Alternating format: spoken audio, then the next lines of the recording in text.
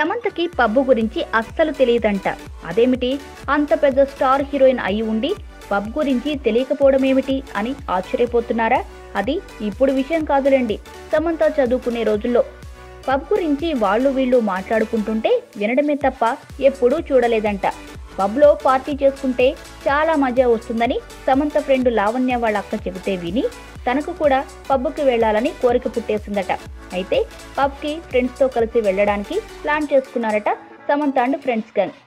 సమంత ఫ్రెండ్స్లో లావణ్య అనే అమ్మాయి తల్లిదండ్రులు వేరే ఊరికి వెళ్లాల్సి రావడంతో లావణ్యకి వాళ్ళ అక్కకి కాపలాగా వాళ్ళ బామ్మని ఉంచి లావణ్య పేరెంట్స్ ఊరికి వెళ్లారు. మాకు అదే మంచి టైం పబ్బుకి వెళ్ళడానికి అనుకుని బామ్మ నిద్రపోయాక అందరం పబ్బుకి వెళదామనుకుని కొంతమంది ఇళ్ల దగ్గర పర్మిషన్ తీసుకుని మరీ వచ్చేసాం. కానీ బామ్మ ఎంతసేపటికి పడుకోకపోయేసరికి లావణ్య వాళ్ళక్క బామ్మకి ఒక నిద్ర మాత్ర పాలలో కలిపి ఇచ్చేసరికి బామ్మ నిద్రపోవడంతో మేమందరం పబ్బుకి చెక్కేశాం అని చెప్పుకొస్తుంది సమంత.